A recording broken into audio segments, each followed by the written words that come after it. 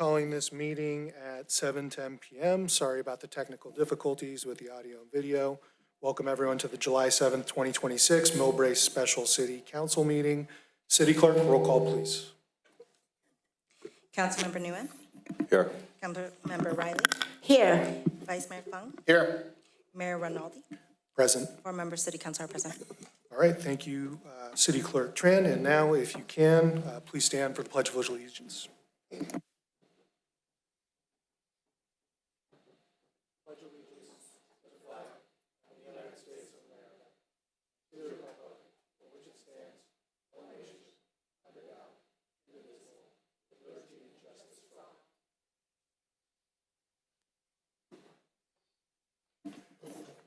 All righty, this brings us to our existing business, which is item number 1, adoption of a resolution authorizing the city manager to execute the second amendment to the existing cooperation agreement with the San Mateo County Urban County Program to Access Community Development Block Grant, better known as CDBG, funding for fiscal years 2027, 2028, and 2029. It is an action item.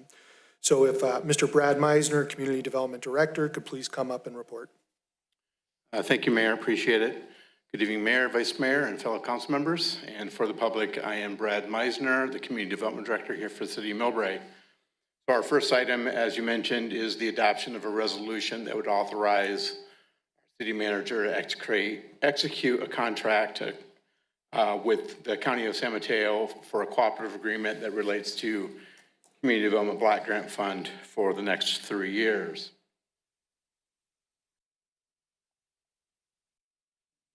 Slide, please. A bit of background here. So this is not a new cooperative agreement for us. The city has been participating with the county since 2017. What this cooperative agreement allows for us is that for cities that are less than 50,000 people under Housing and Urban Development, HUD, because our population is less than 50,000, we are a non-entitlement city. What that really means is it makes it much more difficult for jurisdictions our size to get federal funding. So by cooperating with the county, the county is able to qualify as an urban county, which qualifies for much more funding for countywide services. We band together with a number of counties throughout, with a number of the cities throughout San Mateo County. And then again, that allows for the county to receive much more funding from HUD as it relates to Community Development Block Grant and home programs. Next slide. If we were not a part of this cooperative agreement, as I was stating earlier, because of our population, what we would need to do is then compete with all smaller jurisdictions across the state for statewide funding. So it makes it much more difficult for CSRSI, which is why it's advantageous for us to be within this cooperative agreement with the county. And again, it allows us a much easier access to services and programs offered at the county level. Next slide. Some examples of some of the services and programs that we are then eligible for are there are a number of public service agencies throughout the county, such as Project Sentinel, Samaritan House. There are programs related to affordable housing development and rehabilitation, other programs around minor home repairs. There's actually some services related to micro enterprise and economic development. That's through Renaissance Entrepreneur Center, as well as homelessness assistance. What I've been looking at is the way in which we sort of broadcast those services out to our residents of the community. We do highlight a number of these public service agencies and programs on our website. We give contact information. I've spoken with the county representatives as well to make sure that we're eligible for certain types of programs and how to best partner with the county to make sure it benefits us here in Millbrae as well as our residents as well. So we'll continue that agreement. This agreement would be for the next 3 fiscal years, 27, 28, and 29. And with that, next slide, we are recommending that council, as an action item, adopt the resolution to authorize the city manager to execute the second amendment to the cooperative agreement with San Mateo Urban County Program, which would give us access to community development block grant funds for the next 3 fiscal years. With that, I'll take any questions. All right, opening up to City Council for any questions for staff. Councilmember Nguyen. Thank you, Brad. I think it's always a great thing to be able to have access to grants. My questions are really around the gotchas. Are there any for this type of program? I'm sorry. Gotchas, like any strings attached? Is there any stipulation that we should know about? Yeah, I think primarily, and that was my main reason for reaching out to the county, was to make sure that we're doing everything on our end to make sure that our residents can qualify. So I'm going to continue partnering with them, going to continue making all of our resources available on our website. Unfortunately, our management analyst, Christy Barberini, who helps me with these programs, is not here tonight, but she does routinely work with people that come in to City Hall on a weekly basis when they need help and support, whether it's legal assistance or help with housing issues. And so again, the main thing is that these programs are mostly for households that qualify at an income level. So yeah, we'll continue doing our part to make sure that the public is well aware of the services that are available to them. And I would also request impact of staff time to support this. Like, what would that, like, we don't have that now, obviously, but what would that look like? Yeah, I think that's that is one of the advantages, right? The county administers the programs, so the staff time on our end is minimal, other than making sure that we are connecting our residents with the proper resources. Understood. Even if it's small, just the overhead, whatever that is, it'd be great to see. Okay, yeah, we can track that time certainly for future years, Jim. Thank you. Great. Any other questions from staff or from City Council for staff? No? Okay. Looks like we have a public comment on this item, so I'm going to open this up to public comment. We have our first speaker in the House, former Mayor Ann Schneider.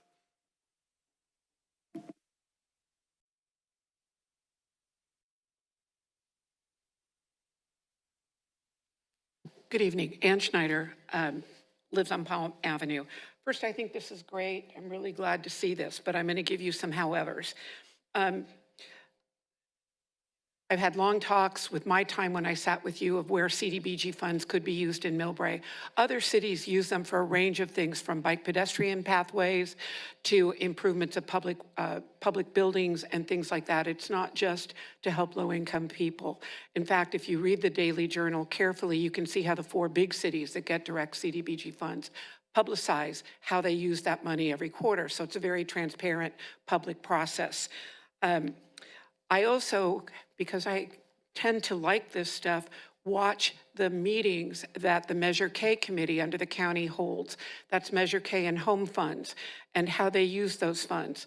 And now they do an annual report that says which communities or which entities are getting the funding, and do those entities consider them a single jurisdiction or a multi-jurisdictional or county-wide? And there are problems. For example, Coastside Senior Program considers itself county-wide. Well, clearly it's not county-wide. So at least under Measure K and Home, the county is tightening up those formulas. What I recommend to the city of Millbrae is that we ensure that the county under this program provides an annual report, how much money has come in, who's gotten the money, what the purposes have been. In a perfect world, this money belongs to every person living in a small town, and the money should go to every one of those small towns. Who knows if it does? In addition, Congressman Mullen should be reached out to say that in this urban environment, with the fact that we're a first-tier city that handle all the same problems that a large city has, we should be getting, we the small cities of San Mateo County should be entitled cities on that. So with that, regional reporting, and remember that we have a legislative subcommittee, and that just because something is the way it was does not mean that's how it has to be. Thank you. Thank you, former Mayor Ann Schneider. Do we have any other public comments online? We do not, Mayor. Okay, so closing public comment, coming back to council. Any questions or comments from council? No questions, no comments. Okay, so with that, I'll entertain a motion. And the motion is, motion to move forward? Motion to approve. Okay, all right, go to the vote.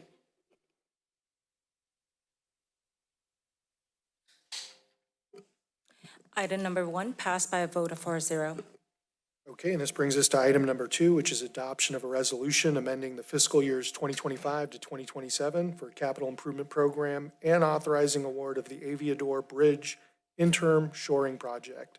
This is an action item, and tonight to present is Project Manager Harry Burrows. Good evening, Mr. Mayor, members of the City Council. I'm presenting this item tonight. It's a time-sensitive item on behalf of Faya Lee, our Public Works Director, and Ahmad Haya, who unfortunately are unable to join us tonight. The item before you is the Aviador Bridge Interim Shoring and Replacement Project. So for a little context, this map shows the location of the bridge. You can see it's highlighted there in red in the upper center portion. It sits to the north of Millbrae Avenue between Rollins Road and Highway 101, immediately adjacent to the BART parking lot, just east of the Gateway development project. It connects the Bayside Manor neighborhood across the Highline Canal and provides access for residents, pedestrians, bicyclists, and emergency responders. It also provides access to the city's corporation yard site through that long, narrow drive adjacent to the Highline Canal shown in the middle of the exhibit there. And even though it's a relatively short connection across the canal, it is the only connection across the canal in this location. And when it's unavailable, motorists and emergency responders must use a considerably longer route around through Aviador Avenue to Hillcrest Avenue over to El Camino Real. So the existing structure was built in 1947, and it's actually a reinforced concrete box culvert that functions as a bridge. And while it has served the city well for many decades, it has reached the point where replacement, not rehabilitation, is the appropriate long-term solution. And however, the bridge is currently closed to traffic due to its condition being deemed unsafe for continued vehicular traffic, and I'll get more detail on that here in a second. So tonight, there's two primary objectives here. The first is to stabilize the existing bridge so that it can safely return to service as soon as possible. And the second is keeping a permanent bridge replacement project moving forward through the regional funding process. So along with this proposed interim shoring project before you tonight, staff has already been advancing a full bridge replacement project and pursuing regional OBAG 4 funding to help construct the ultimate bridge. So the existing condition of the bridge, over the past several years, we've continued to monitor the condition of the bridge. It had inspections dating back 20 years ago that deemed it functionally obsolete. There was an explanation of that in the staff report. Even though it was functionally obsolete, it was not deemed unsafe for continued traffic. An inspection was performed in 2023 that indicated that there was significant deterioration and recommended eventual replacement of the bridge. And then earlier this year, our structural engineer consultant performed a more detailed, updated evaluation and found that the deterioration had accelerated. And concrete is broken away from portions of the structure. There's reinforcing steel that's very, very corroded. In several locations, the primary reinforcing bars have separated from the underside of the bridge deck. And these findings reduce the confidence in the bridge's ability to carry traffic safely. And based on that assessment, the engineer has recommended immediate closure of the bridge, which was done earlier this year, until the bridge can be temporarily shored up and ultimately replaced. So this next slide shows visually some of the deterioration on the bridge culvert itself. The most concerning issue isn't simply cosmetic damage. You can see there's pretty significant deterioration and loss of material. Once the reinforcement steel corrodes, it expands and it breaks the concrete away and further accelerates the deterioration project of the bridge itself. And so these are the kind of structural deficiencies that require immediate attention and what has led to the closure of the bridge. So like I said, the bridge has been closed since May of this year. The goal is to complete the rehabilitation, temporary shoring by October 15th of this year. We recognize the importance of this crossing, and so our structural engineer is actually preparing a bid package as we speak that we're told will be available for us to review at the end of this week, and that's for the interim shoring project.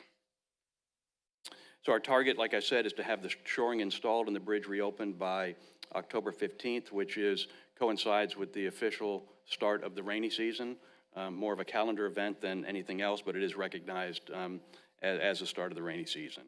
And this temporary solution will allow the traffic to flow on the bridge, at least 2 lanes, one in each direction, as well as maintaining bicycle and pedestrian access as well. So let's talk a little bit about the interim shoring approach. It's important to emphasize that this is a temporary stabilization project. It's not a permanent fix. The shoring system will be a combination of structural steel and timber, most likely. And what it does, it transfers the loads from the bridge, the portion that is damaged, down through the foundation itself. It in essence creates a bridge underneath the bridge. This allows the bridge to safely function while we complete the design of the ultimate bridge, including the environmental review, permitting, funding approvals, and ultimately construction of the replacement bridge. And for reference, the cost ultimately of the new bridge is about $4 million, including soft costs. That's what's currently estimated. So for the interim shoring project, we're currently requesting $500,000 from the available street funds to complete this emergency shoring work. The overall project budget also includes traffic control, construction inspection, contingency, contract administration, as well as other project delivery costs. And because every week the bridge remains closed affects the neighborhood circulation and emergency access, we're also requesting authority for the city manager to award the construction contract once the bids are received, provided the award remains within the approved $500,000 budget. So this will eliminate the need to return to the City Council for a second approval and allows construction to begin immediately after the bids are received and evaluated. So as I stated previously, this bridge serves more than everyday convenience. It provides an important secondary access point for the neighborhood and plays a role in emergency response planning. With the bridge closed, all traffic, including emergency vehicles, forced into longer routes through the neighborhood and around the canal. The consulting engineer specifically recommended that emergency vehicles not use this bridge in the interim until it has either been shored or replaced. So that's why it's closed. And completing the interim stabilization restores an important level of resiliency while the permanent project can move forward. So the interim project, as I said, cannot be viewed as replacing the long-term solution. Our objective is still to pursue a full replacement of the bridge. As I said, the project's currently being advanced through the OBAG 4 funding process because it addresses several regional priorities, including a state of good repair, ADA accessibility, multimodal transportation, and improve access around the transit station. And a new bridge will meet the current design standards and provide a modern facility that will serve the community for many decades into the future. So the action before the council tonight is limited to adding this interim shoring project to the capital improvement program and appropriating the funding necessary to complete it. This budget is entirely separate from the future ultimate bridge replacement project.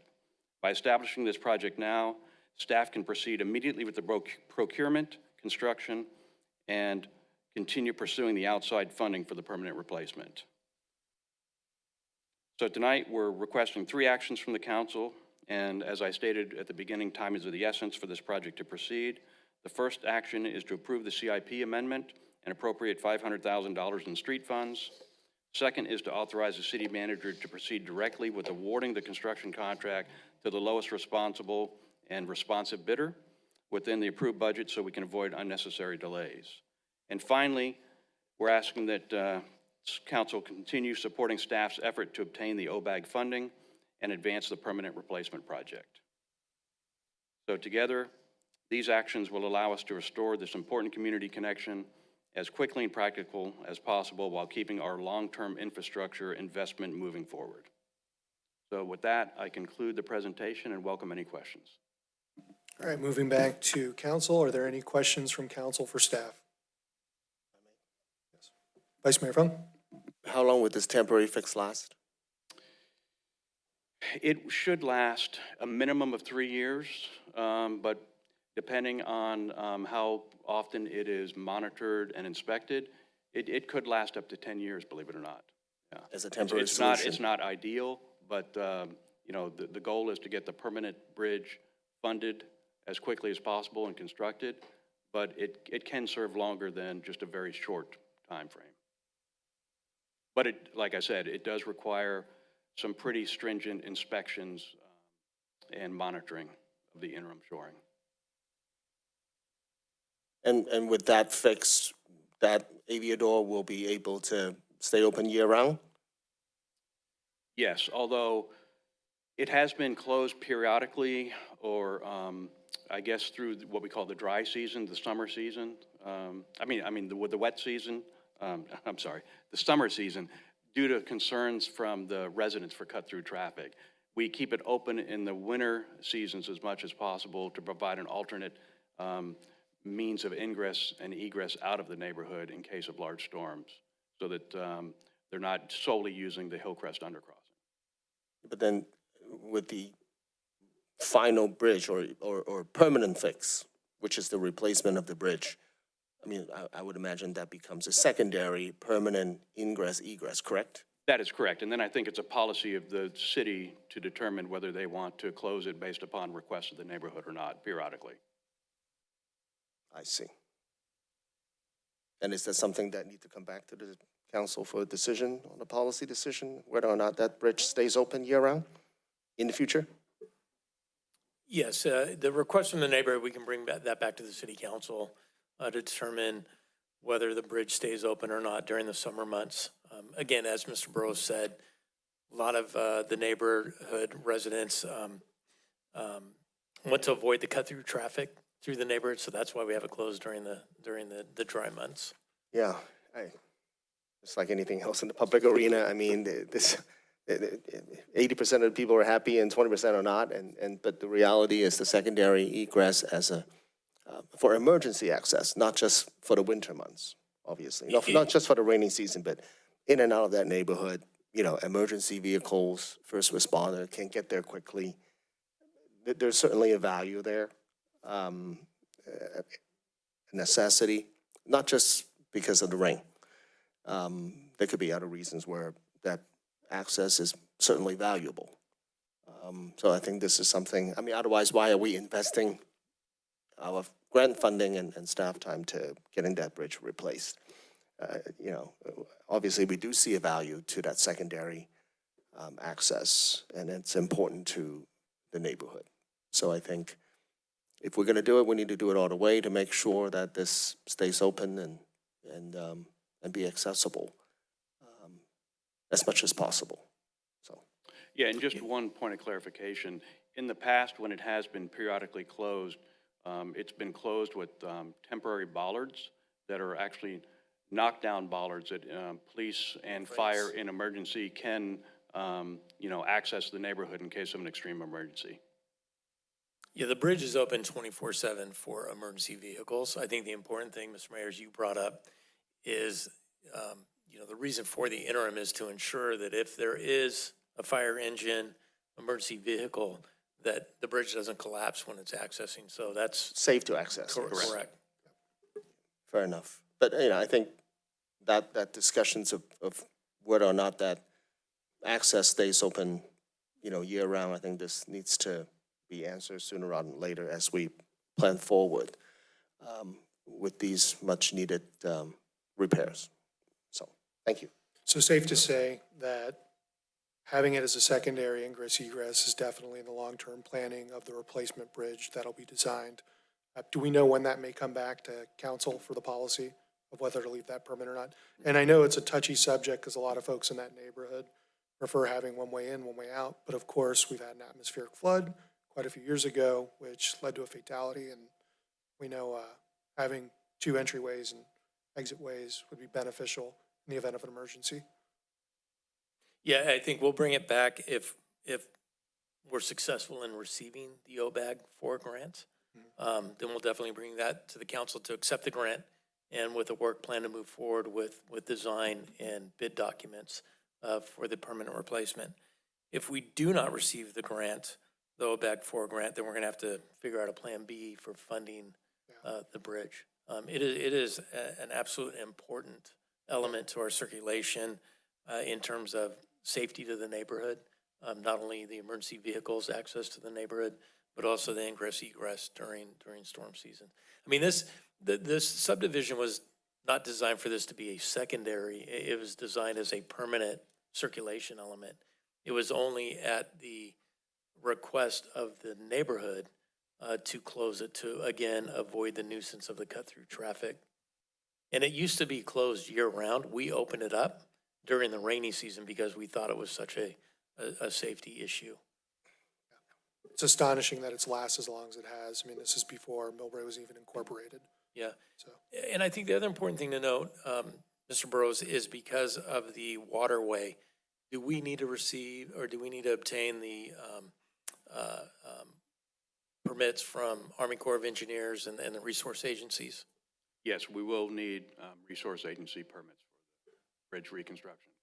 So in the That's state of another California timing or factor. nationally, anytime you touch a waterway, we have to get Army Corps of Engineers, we have to get a U.S. Fish and Wildlife approval. And it's a pretty extensive permit process and time-consuming and costly.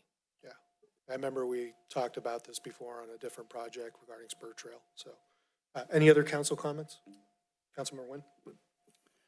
Yeah, I wanted to know, like, the cost breakdown for the, I think it was 500,000, right, for that temporary bridge?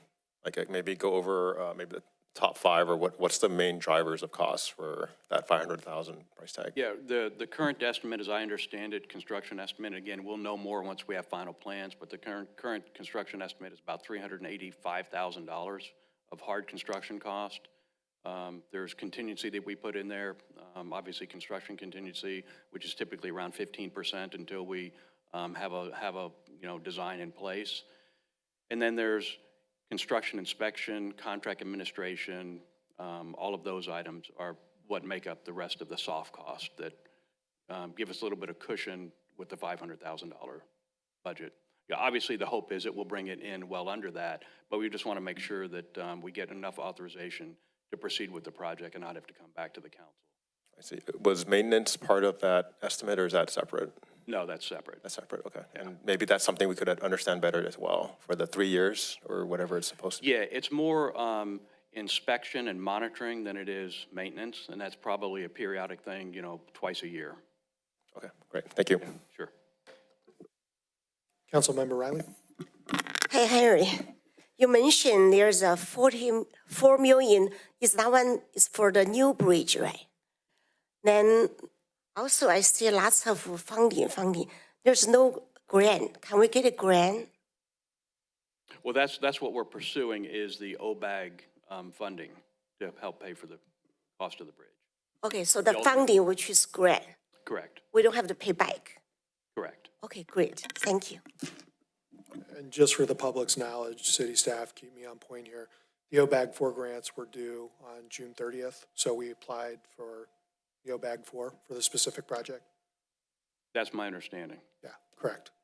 Right, so, good. Just for public's knowledge, we've already applied for the grant. Any other questions from council or comments before we open the public comment? Real quick. Vice Mayor Fung. Thank you. So, obviously, I want to make sure that, I know that's not the item in front of us, but in terms of reducing, speedy cut-through traffic and some of the other things, I understand that's a concern of some of the neighbors around there.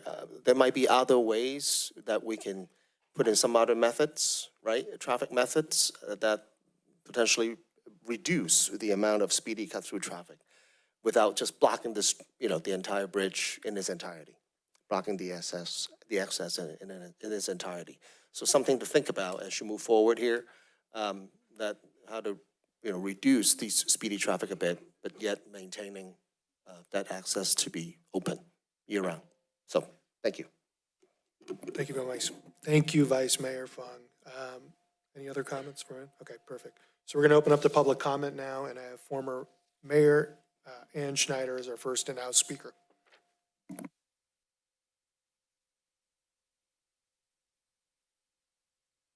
Thank you, Mayor.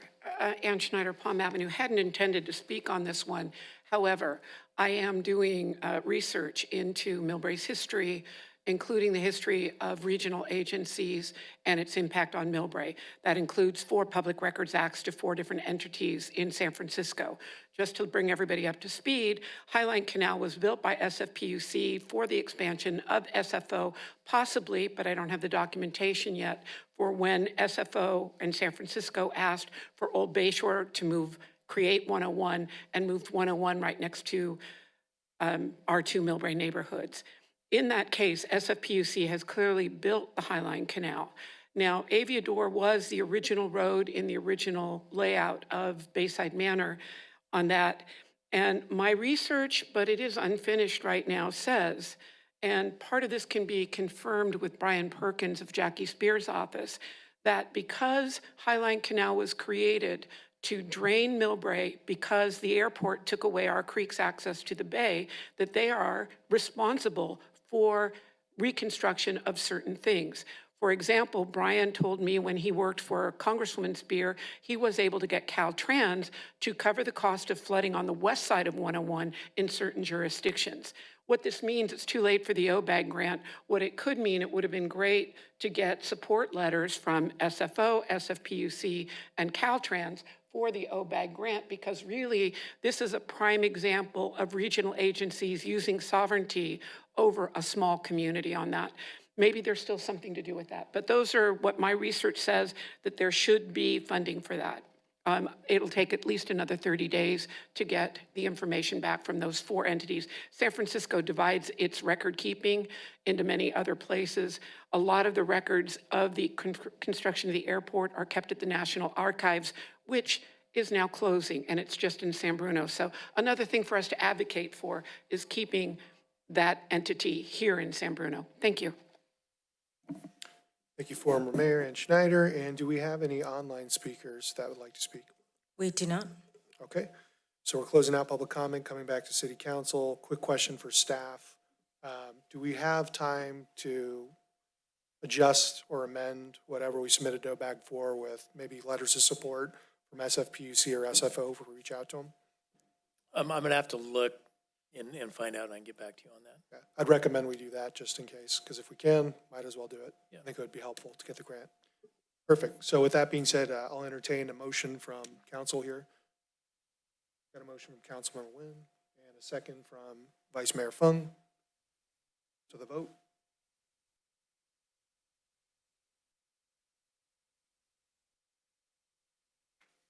Item number 2 passed by a vote of 4-0.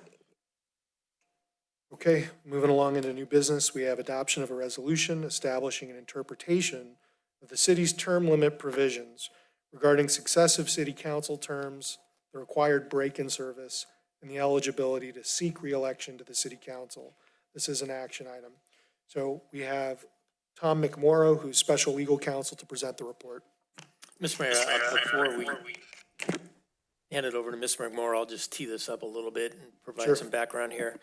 So this item pertains to the city receiving multiple questions from multiple members of the community regarding the process to fill the council vacancy as a result of Ruben Holliber's resignation. One such question was the council's ability to appoint somebody for the remaining two-year term or hold a special election. So as the council became aware, the law is very clear that a majority of the council cannot appoint or be appointed.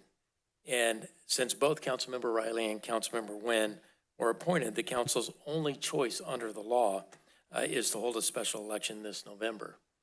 Another question that is not clear under the law and not addressed under the law involves the ambiguity of term limits and the required term to set out before eligibility to run for office again is regained. So the resolution before you this evening is presented to address and clarify this unresolved issue concerning the interpretation and application of the City of Millbrae's term limit provisions for members of the City Council. While the city's municipal code establishes term limits and requires a break in service before a formal council member is eligible to seek election, again, ambiguity remains, regarding the implementation of these provisions. So this resolution is intended to close that gap by affirming the city council's interpretation or the city's interpretation of the required break-in service, promoting consistency in future elections, preserving the intent of the original term limit measure, and providing clear guidance to candidates, election officials, and the public. So the city retained the outside legal counsel to advise us on this issue. And Mr. Tom McMorrow from the Manette Phelps Law Firm is the attorney that did the research. And I will now hand it over to him for further briefing of the city council on this matter. Just one real quick tidbit before Mr. McMorrow starts, City Manager Williams. You had made mention that a special election in November.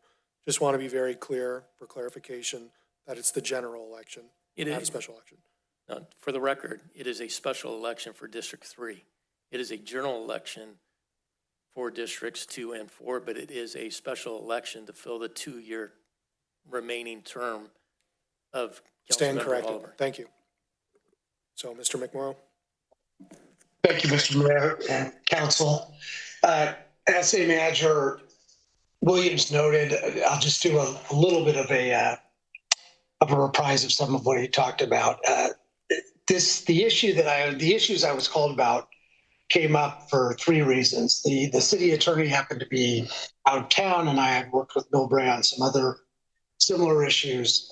2, the issues came up because of a understandable misunderstanding between whether Measure FF of 2024, which amended Measure F of, I believe, 1997, whether one was essentially negating the other, which I'll come back to. And then, as City Manager Williams said, the third question was, what questions remain in the public that have been asked of the clerk?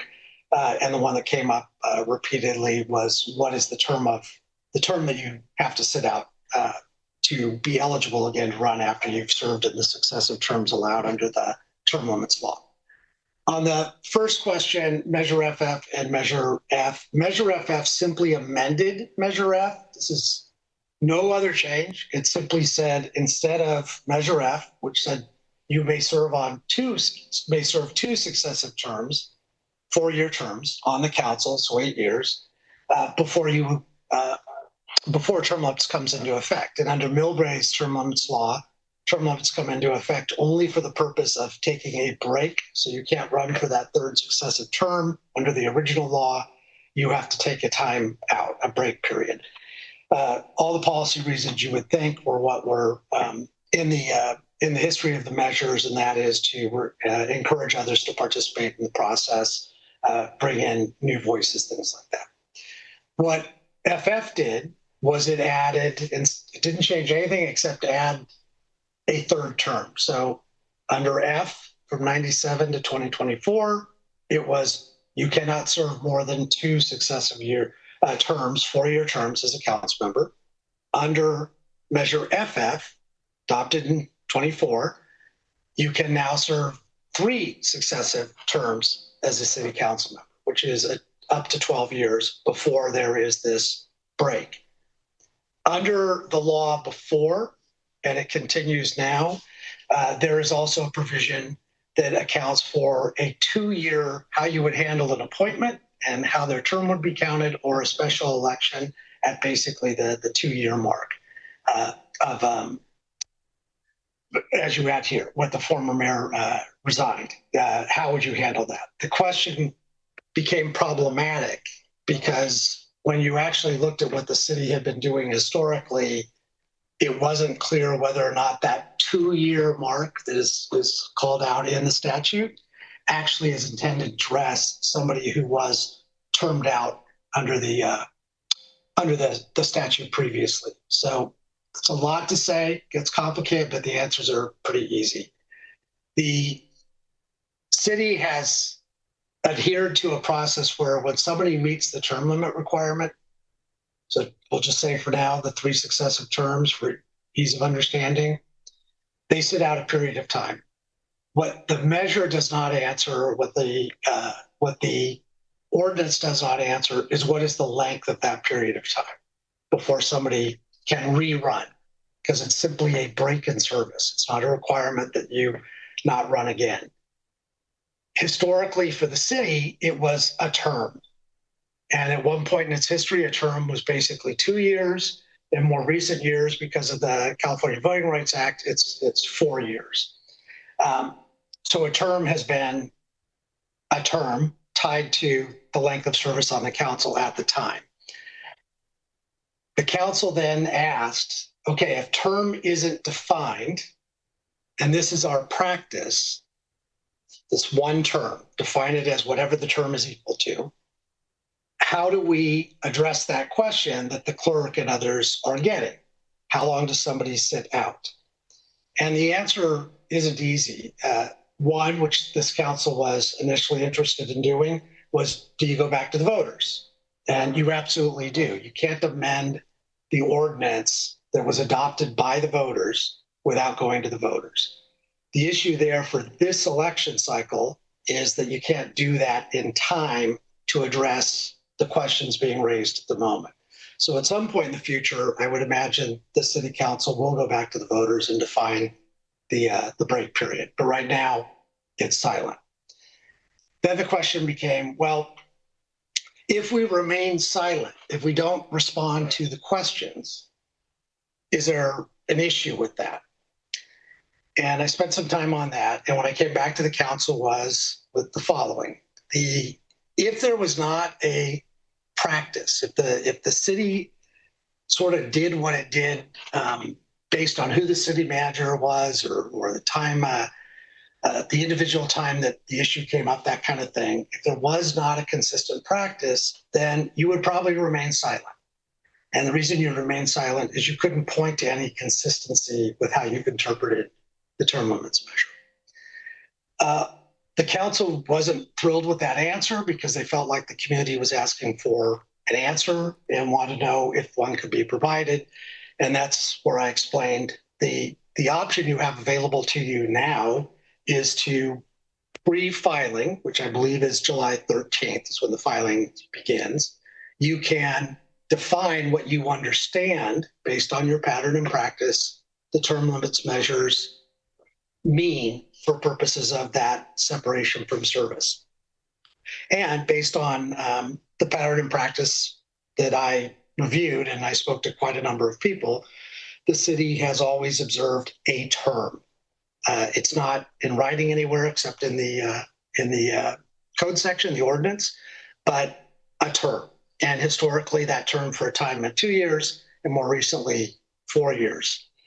So that brings us to tonight. The advice to the council was, if you want to speak on this issue, then it would be best to do this before the filing period opens so that anybody impacted or anybody interested will know what you're doing and why you're doing it, period. It would be a mistake to do anything after the fact because it would look like you are simply second guessing somebody's candidacy or someone's approach to the issue, however it plays out. It's just better to tell people up front, this is how we interpret this ambiguity that we're being asked about. That's all the resolution does, is it tells the people of the city, this is how we're interpreting the ambiguity based on our past practice since 97. Other than that, nothing really changes. The other questions asked and answered in the resolution are pretty straightforward, and there's no gray area. The only one with a gray area is the question of what the term is for the separation when somebody is termed out of office under Municipal Code 205050. A lot to take on, but it's ultimately a simple answer. If you want to provide guidance, you should provide it based on what you've always done, and you should do it sooner rather than later so people do not go into that open filing period without knowing the city's interpretation. And you should be clear that the reason you're providing the interpretation is because you've been asked by more than one person. All right, thank you, Mr. McMorrow. Going back to City Council for any questions or comments. No questions or comments from the City Council? So we'll open it up to public comment then. And I have 3 in-house speaker slips, starting with Mr. Dan Stegnick.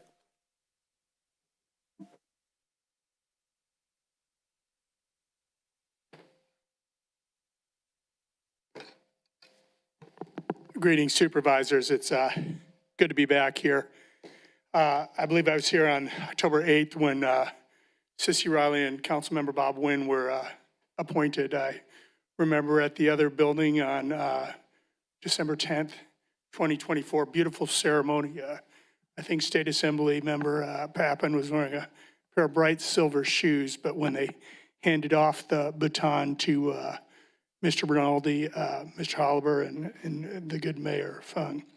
I also do remember that there were 7 items on that agenda. Number 5 was the certification of election results from the county. There was number 6 and number 7. After that period, the new council was set. So the actual election was certified before the new council members were appointed. So anyone that was still a council member at the beginning of that meeting was covered by FF. I'm not an attorney, but I've spent more time in federal court, probably twice as much time in federal court in the last 2 years than any other 5 electeds in San Mateo County combined.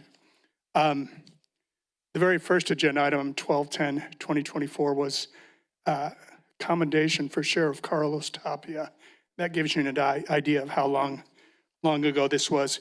Legal counsel also recommends that the city council consider formalizing its interpretation and enforcement practices respecting city council term limits and ordinance after the 2026 election cycle.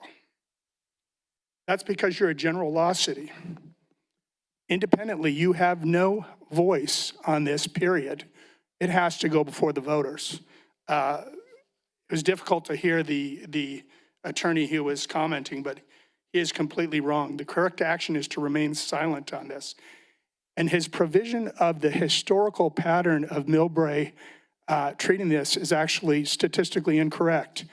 In fact, all council members who left on 12/10/2024 have been out of service, had a break in service longer than the last 5 council members, period. What are the break in service qualifications? Step down entirely. All offices were filled by election. All equipment returned, email returned. CalPERS-Pepra defines a 180-day break in service. Any break in service was clearly established. So I think you're at 670 days by the time you hit November 4th. I think it's 572 or whatever by the time this filing period starts on June 10th. Clearly what this attorney is saying is incorrect. There's no reason to respond here. Remaining silent is the proper term. And I would just say, with all due Thank you for your respect, public comment, Mr. there's a very Stegman. legitimate concern that Councilmember Sissy Riley cannot Thank you for your sit at her comment, elected Mr. seat if Stegman. elected according to federal law. Mr. Thank you. Stagnan, thank you. All right, our next public speaker is Mr. Ken Smith.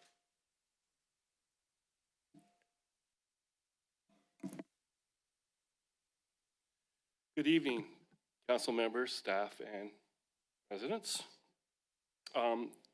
You know, we use the word preserve democracy a lot in these last couple of years. And I really want to make sure that here in Millbrae, we still use those preserving democracy heartfully.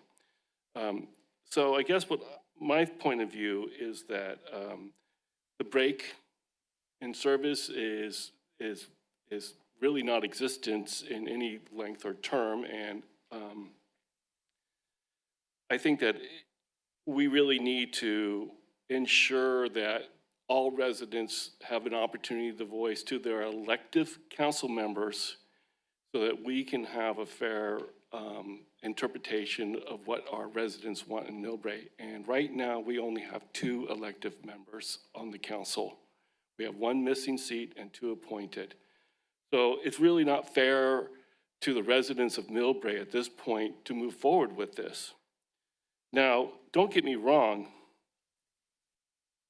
After November elections, if you want to work on the break being 2 years or 4 years, whatever the case may be, that's a council. You're going to get feedback from the residents as elected council members and then be able to make your decision because we elect you to make those decisions for us. And so I guess to the point is that in your resolution, in your handout, item 2, it says the council discussed selection is incorrect. There's no proceeding of sitting 4 years between re-election. You can look at Holber, Gina, Robert, and Daniel Quigg. They all were re-elected after 2 years. That's what we have in history, not 4, we have 2. So with that being said, any person appointed, and Tom read this already, any person appointed in the city council to fill expired terms shall be eligible to serve 2 consecutive 4-year terms upon expiration. So meaning that if a person comes in, takes the seat, they fill the 2 years, then they're eligible for 2 more 4-term terms.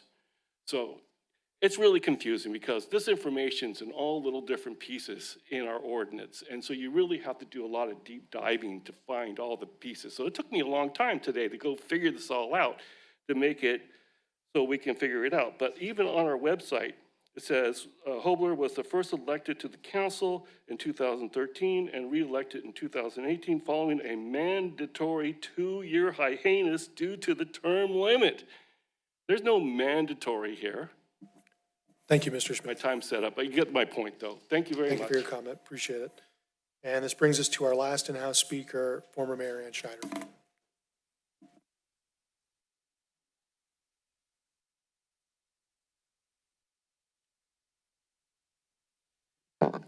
Good evening. My name is Ann Schneider. I've lived in Millbrae since 5th grade, and I moved to Palm Avenue in 1974. Palm Avenue is in District 3. I live in the same house I lived in then with my mother, Jacqueline, who will be 99 next month. As a 2-time former citywide elected council member, I am here tonight to voice my strong opposition to this resolution, which represents a dangerous rewrite of Millbrae laws, an insult to our voters, and an immediate legal liability for our city. The staff report tonight claims the resolution merely formalizes a long-standing interpretation of our term limits. This is demonstrably false. This is not a clarification. It is a brand new retroactive rule designed to set a dangerous new precedent. Let's look at the facts and the history of Millbrae. Past president, Millbrae has a clear history, as stated. At least 3 previous council members successfully returned to office after sitting out 2 years. Never in the history of Millbrae has a break in service been enforced as a mandatory 4-year banishment. Number 2, legislative intent.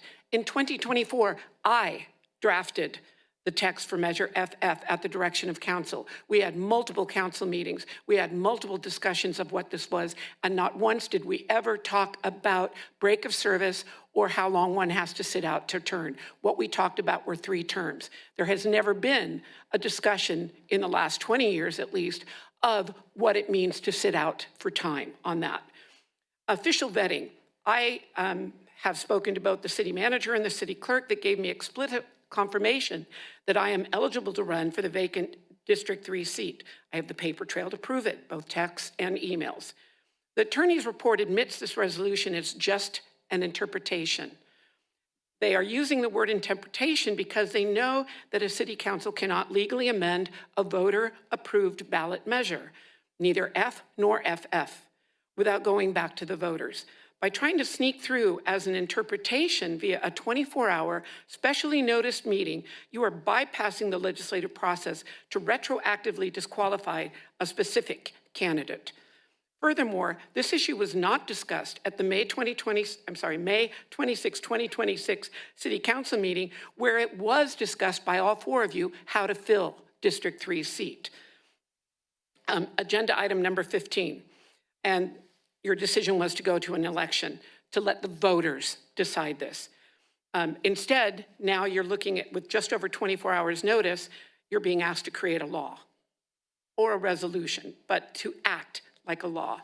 The city attorney on page 2, the very last sentence says, legal counsel also recommended that city council consider formalizing its interpretation and enforcement practices respecting city council term after the election cycle. Former Mayor Ann That should Schneider. tell you something right there. For the members of Thank the you. public, my full speech will be posted on Nextdoor. Thank you for your comment. Appreciate it. Okay. Do we have any public comment that's online right now? City Clerk Tran. I do not see any hands raised. So seeing that there's no hands raised online, bringing it back to the City Council for additional comment. Are there any additional comments, questions?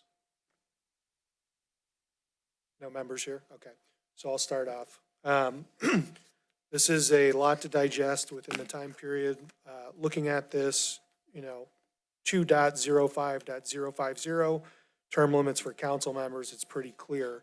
The way the language states, no person shall be eligible to serve as a member of the city council for more than 3 successive 4-year terms. Any person appointed or elected to the city council to fill an unexpired term shall be eligible to serve 2 successive 4-year terms upon the expiration of that unexpired term for which that person was appointed or elected. So seeing it right there, Measure FF's clear, you get 3 4-year terms. If you're coming in to fill an existing term, you fill that term, then you get 2 4-year terms after that. I think where the clarification needs to come is what's the definition of time period of a term? Being that we're moving to districts, which was done, what year was it that we moved to districts? How long ago was it? In 22. That still has not been defined today. We're in a unique situation. We had 2 people that were recently appointed. As far as the election for District 3, we can't appoint, so in that situation, we have to go to an election. It's clear too, based off of what the legal guidance from our attorney was today, that the only way to amend that for the term, the definition of it, is to go to the voters. So what's being asked of us today is whether we want to interpret what's in front of us, the definition of a term for the voters. Sitting from my seat and what I'm seeing right now today, I get why we're bringing this forward to council prior to the election. The process has not quite started yet. It starts on the 13th. From where I'm at, I personally think that we need more information before making a decision like this because it would impact future elections moving forward. So my recommendation to this council would be one of 2 things. One, not adopt the resolution and leave it to the voters to decide whether they want to elect someone or not in the next cycle coming up. And then go back and amend the language and send it to the voters for approval on a ballot. Or number 2, get more information so we can be fully informed. Because based off what I'm seeing today, I don't have a concrete definition of what that term is, of how long someone needs to stand out. So that's where I sit right now. Any additional questions or comments? Vice Mayor Fung? Thank you. If I can bring Mr. McMorrow. Mr. McMorrow, could you help me understand one elective term, how long is that? 4 years. No ambiguity? Nope. Okay. So if someone is term limited, whether it's 2-term or 3-term, let's say someone got elected at 2000. They served from 2000 to 2004, right? That's 1 term. And then from 2005 to 2008, that's another term, correct? Yes. Then such person will be ineligible to serve the term after that, which would be 2009 to 2012. Is that correct? Yes. Then that has been the practice before, correct? Yes. So that's what happened in the past.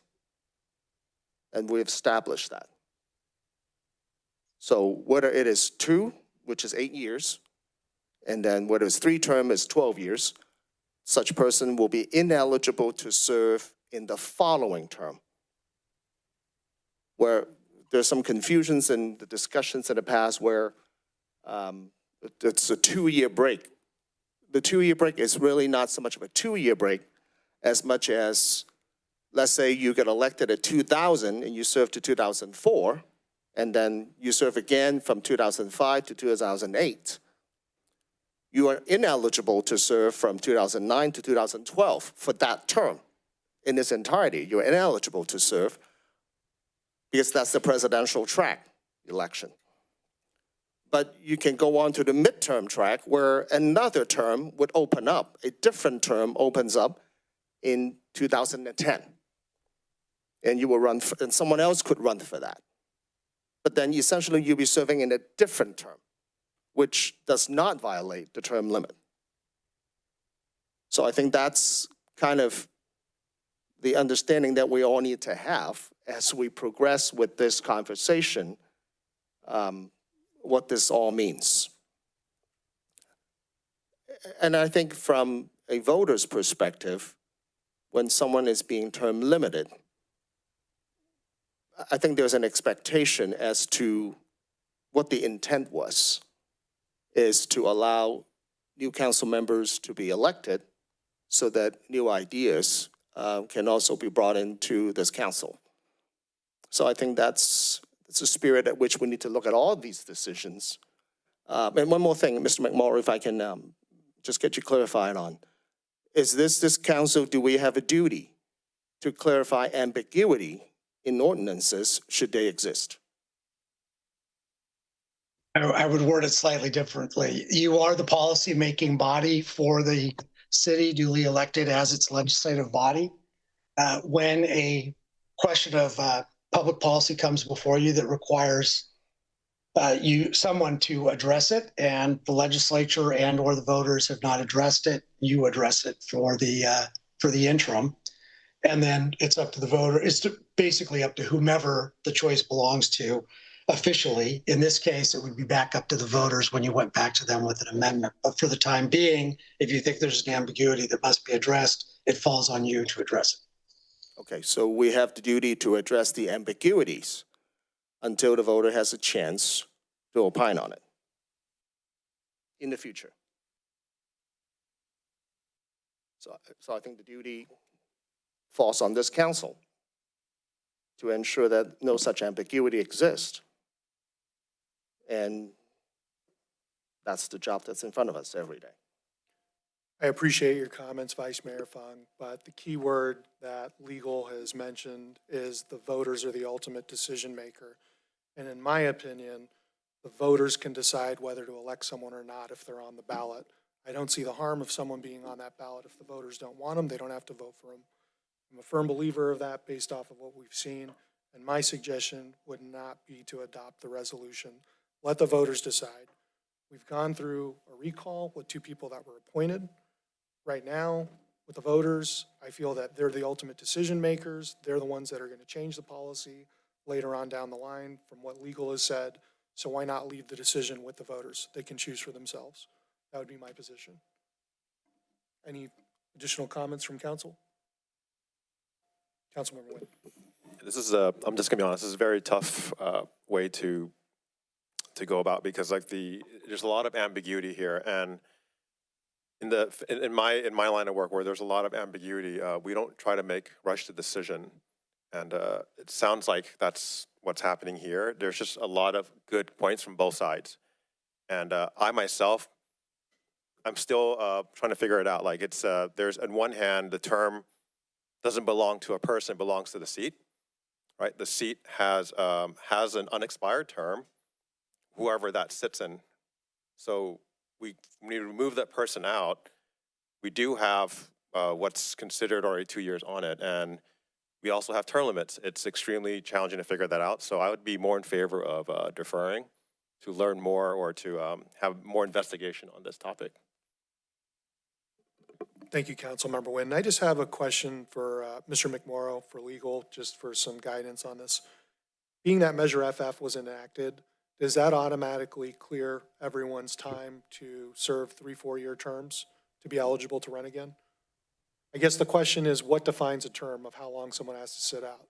So I'm just curious, does that mean that previously? Go ahead, Mr. McMorrow. It's 2 different answers, Mr. Mayor. So the first question is a question of, does a term limit initiative that does not have a lifetime term limit, you do not have a lifetime term limit. So that's a key here. Under state law, a term limit initiative that does not have a lifetime term limit, which is most municipalities, it's exactly what you guys do. You go to the language of the law to determine how long they can serve before they sit out for a period of time. The state law does not get into what that time should be or not be. It's simply an anachronistic term. Members of the state legislature actually have lifetime terms. Here, municipalities, they don't. So the question becomes, if you have to sit out, it's for how long? That's not answered in state law. You're not going to find it in state law. The only couple of opinions that come even close to it are 20 plus years old, and they're on different facts. So there's no real answer.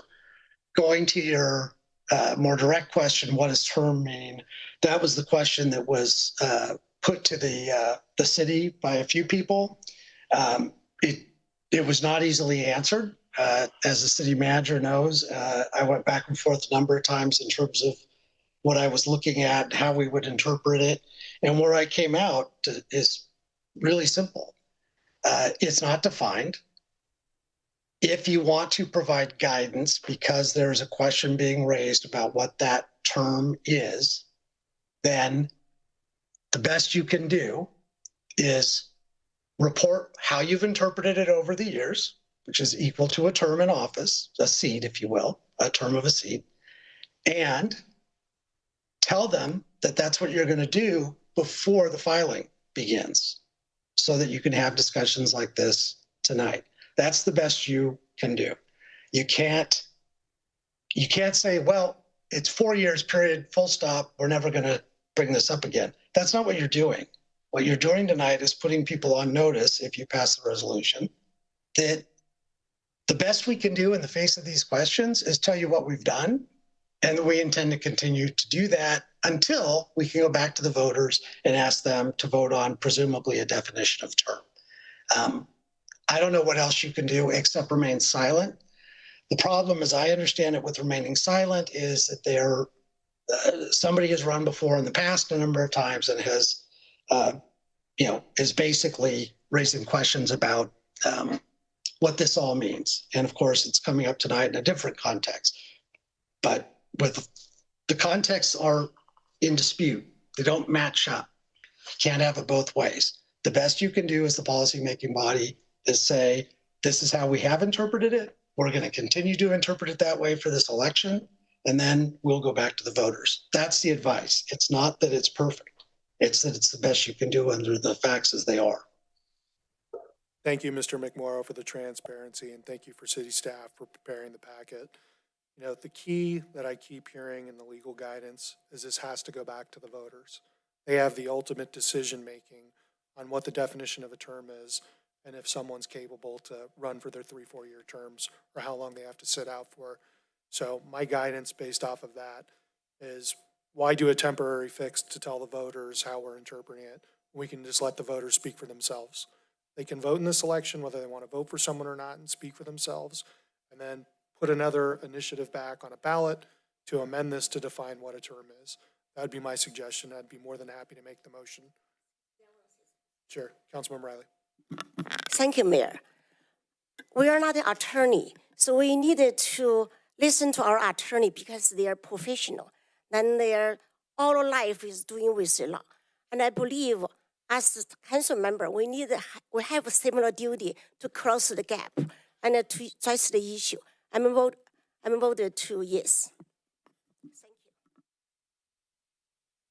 Thank you. Okay, so it sounds like we've got some differing opinions here. Nothing else, I'll put a motion forward right now to go ahead and not adopt the resolution, let this go to the voters. They can make their ultimate decision. We can come back after the election to present a ballot for the next election cycle where they can vote to define what a term is. That would be my motion, if there's a second. Could you repeat that motion, please? The motion is to not adopt this resolution in front of us tonight. Stay silent, let the voters vote in this election cycle. They can vote whoever they want to vote that's eligible to run.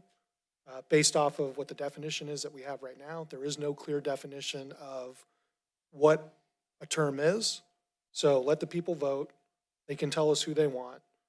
We can come back after the election with a ballot initiative, which spells out the definition of what a term is, how many years that is, or what that specific time period is.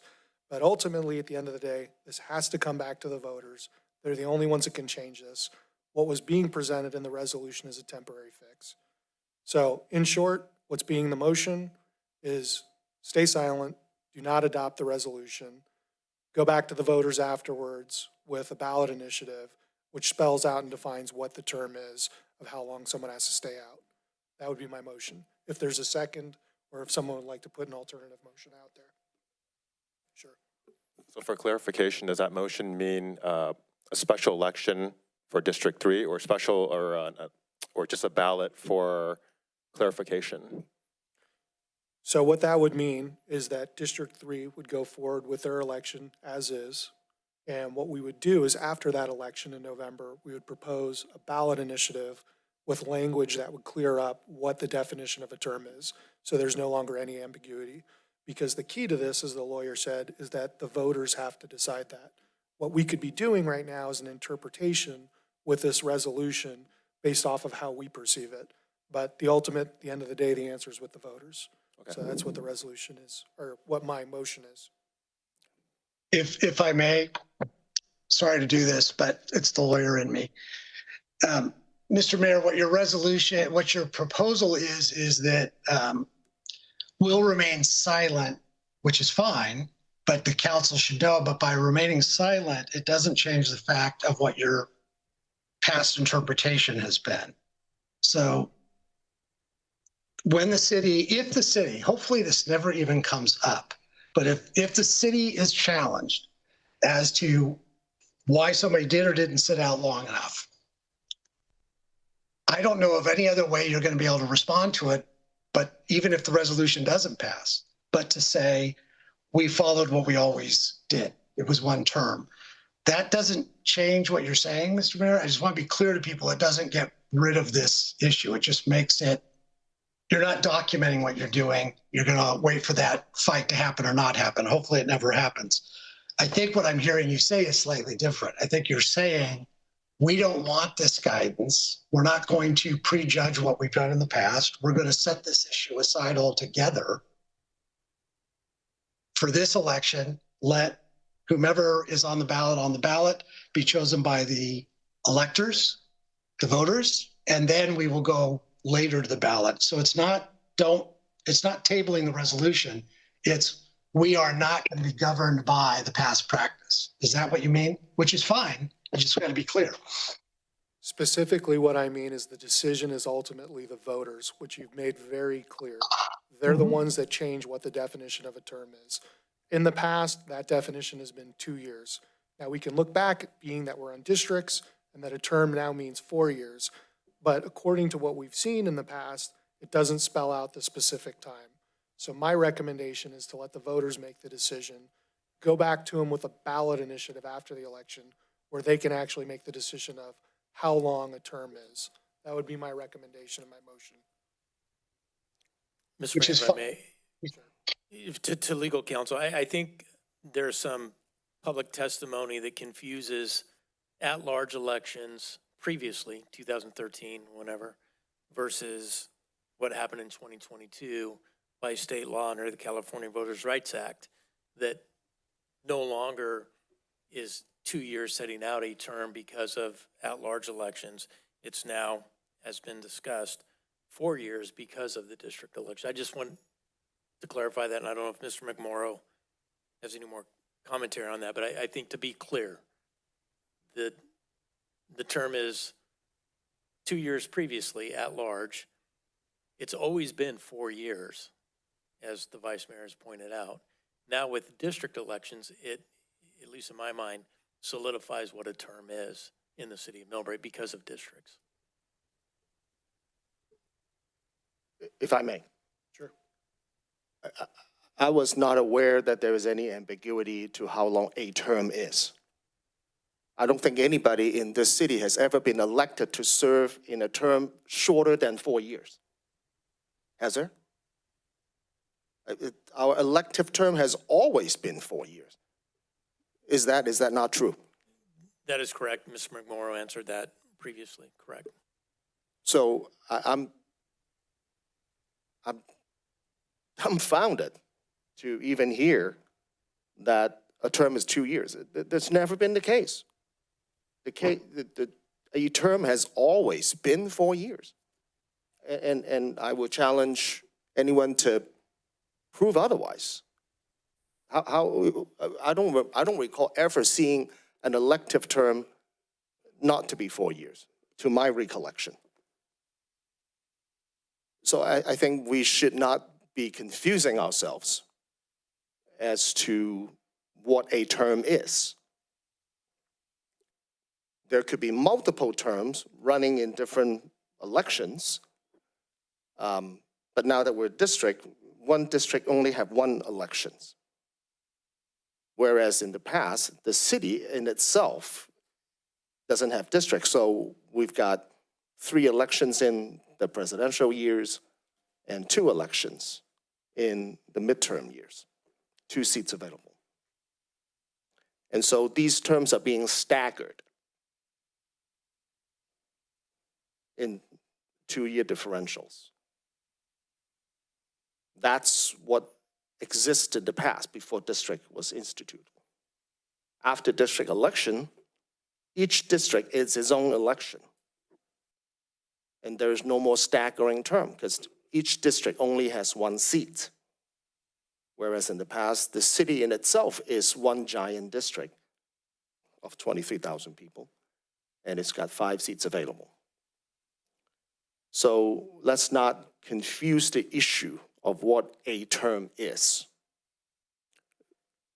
The question that is in front of us is, what does term limit means, really? What is that limit?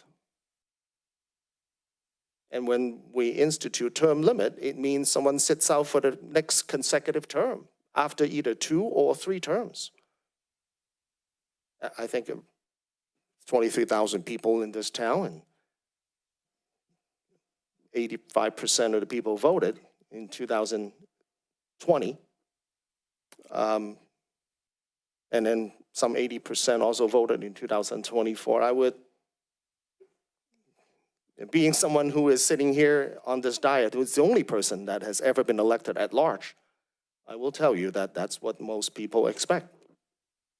That if you get limited by term limit, you don't serve in the next term. That's the voters' intent.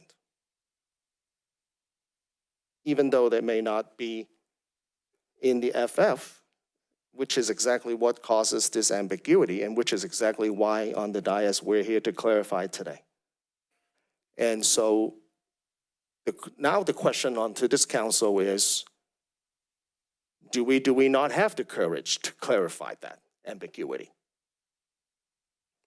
And I don't think that can be more clear as to what the duty of the 4 of us sitting here on this bench is, to clarifying a question that leads to ambiguity that needs an answer. Or you can say, I'm going to punt that question because I don't have the courage to answer that question. And if that's your position, that's okay, because that's what you're telling the rest of the 23,000 people who is listening and looking at this video right now. Thank you. I'm ready to make a decision one way or the other. But we should not punt the responsibility to make that decision. I think that's what's at stake here, is because if every time we make a decision it becomes controversial and we punt, then this council is not effective. That's what being a leader is about, is to making tough decisions. That's why we sit here. So to not make a decision is the worst thing we can do. We can make a decision. We don't have to agree on everything.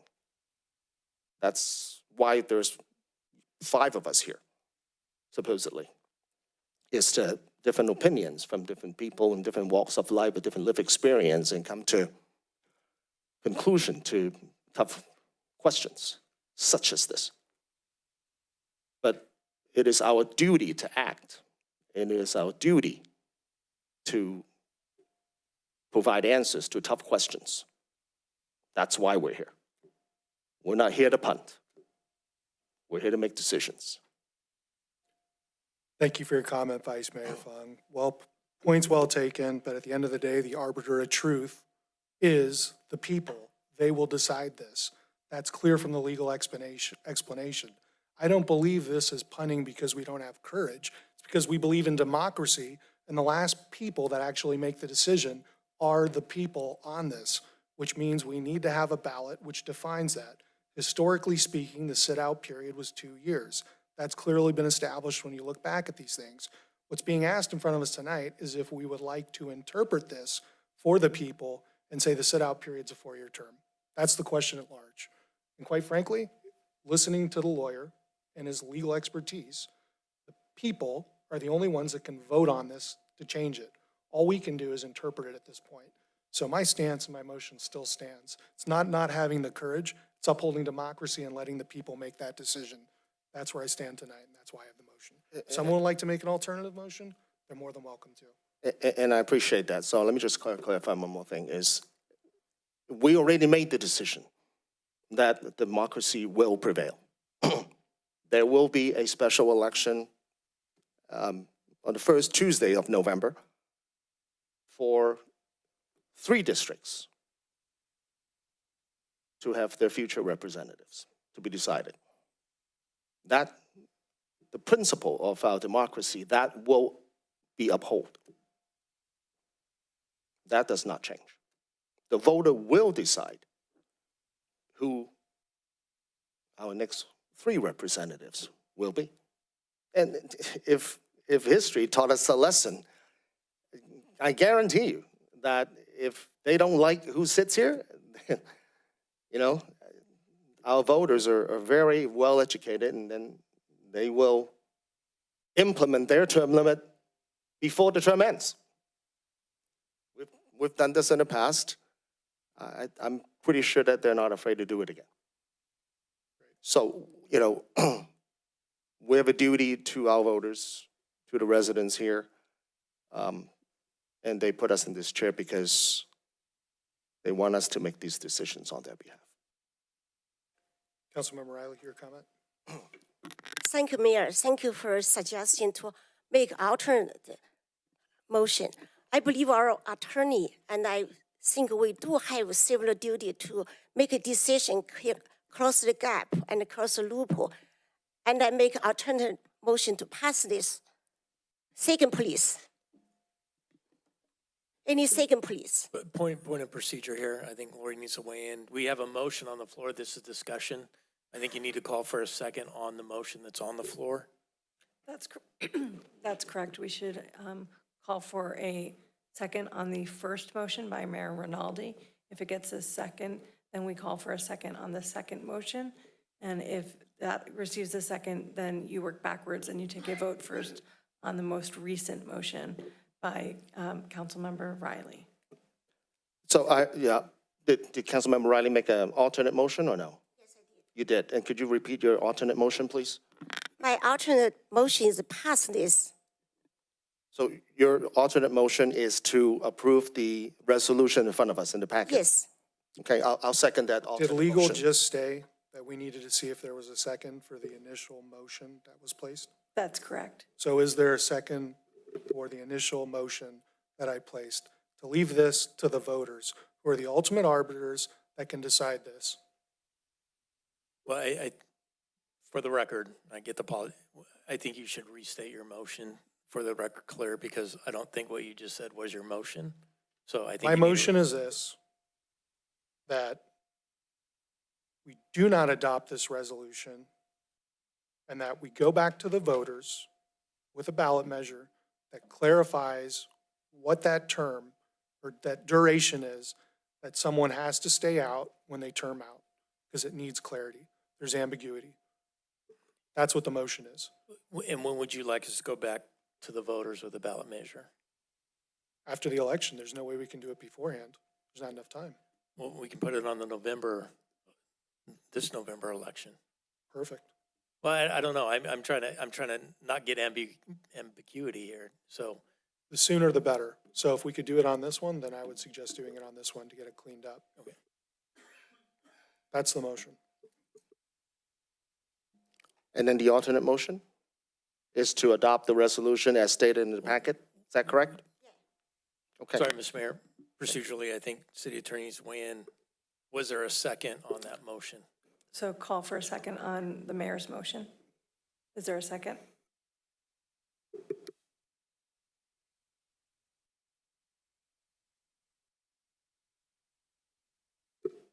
The motion fails. Moving on to the second motion by Councilmember Riley, is there a second? Yes. City Clerk, please call for the vote. Please go ahead and make the motion, so then that way you can vote. You gotta, Because it won't show without it. Anders, you have to second. Okay.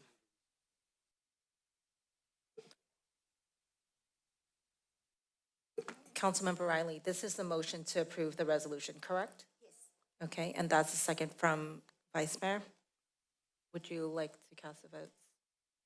Do you want to call for the vote? Ask people to cast their vote? Sure. Go ahead and cast your vote.